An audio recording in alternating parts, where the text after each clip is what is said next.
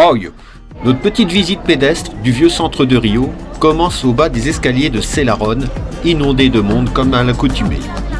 Nous prenons la direction du très animé quartier de Lapa, situé à quelques mètres de là. Bercé par la musique, le quartier cristallise les différents styles musicaux et concentre beaucoup de bars, de clubs ou de boîtes de nuit, ce qui en fait l'un des quartiers les plus festifs de la ville.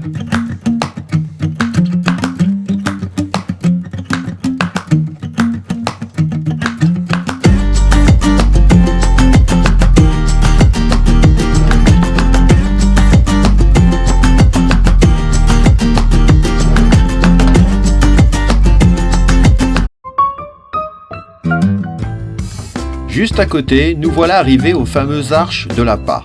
Cet aqueduc, haut de 64 mètres, date du milieu du XVIIIe siècle. Il est l'un des monuments de Rio les plus photographiés. Il est également le point de passage du fameux Bonde, le tramway jaune, reliant le centre au quartier de Santa Teresa que nous avons arpenté récemment.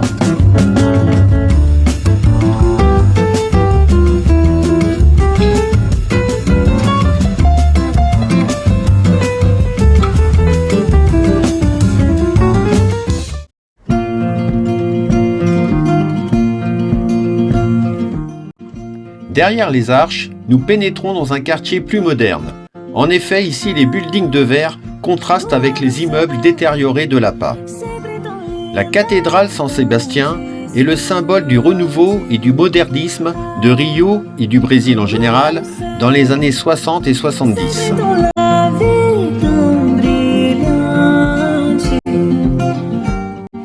Cet édifice atypique est l'œuvre de l'architecte Edgar Oliveira da Fonseca et sa construction s'est étalée sur une douzaine d'années pour une fin de travaux en 1976.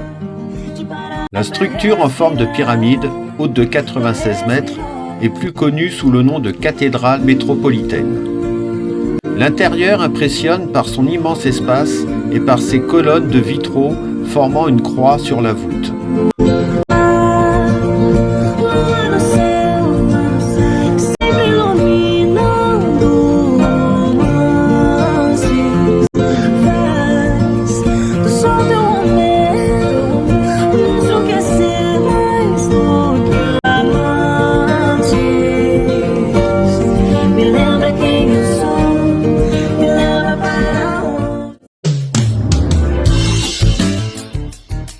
Après ce petit moment de zénitude, nous marchons vers un autre quartier historique de la ville, celui des bâtiments classiques et des musées, à une quinzaine de minutes de la cathédrale.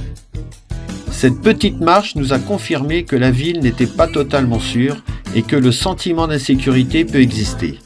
Les larcins étant nombreux dans le coin, il est fortement conseillé de ne rien laisser paraître, même son smartphone. Nous apprécions ici les bâtiments de style colonial sur l'une des rues principales. Dans une rue adjacente, nous entrons dans la bibliothèque de littérature portugaise. Le lieu est magnifique et en plus l'entrée est gratuite, pas de quoi s'en priver.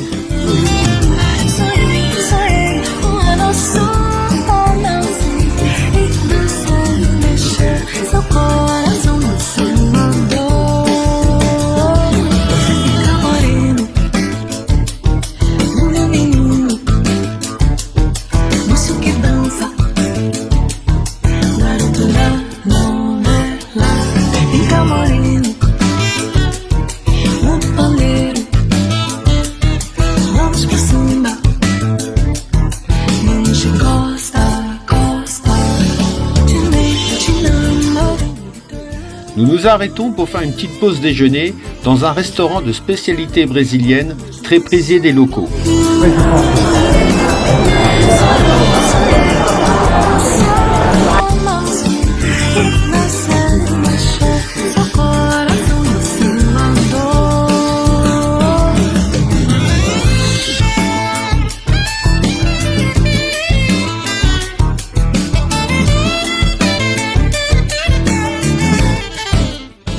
Nous continuons nos déambulations dans le centre de Rio en contemplant les vieux bâtiments ou les œuvres murales de street art très en vogue ici.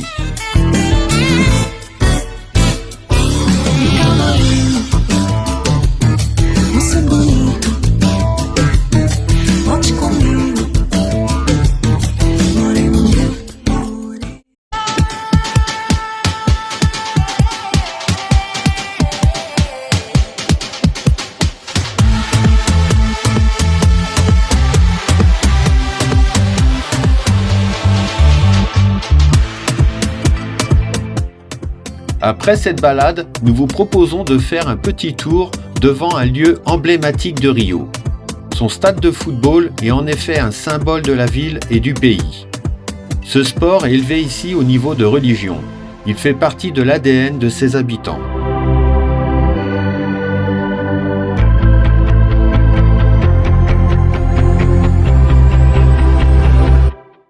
Le stade Mario Filho, surnommé le Maracana, fut inauguré en 1950 et pouvait accueillir à l'époque pas moins de 200 000 supporters. Il fut modernisé pour la Coupe du Monde de 2014, abaissant sa capacité à 80 000 personnes. Une visite de 45 minutes du stade est possible pour les plus férus. Ainsi se termine notre visite. Dans la prochaine vidéo, nous vous proposons de prendre un peu de hauteur et partir à la découverte de deux emblèmes de la cité merveilleuse, le pain de sucre et le Corcovado. Ciao!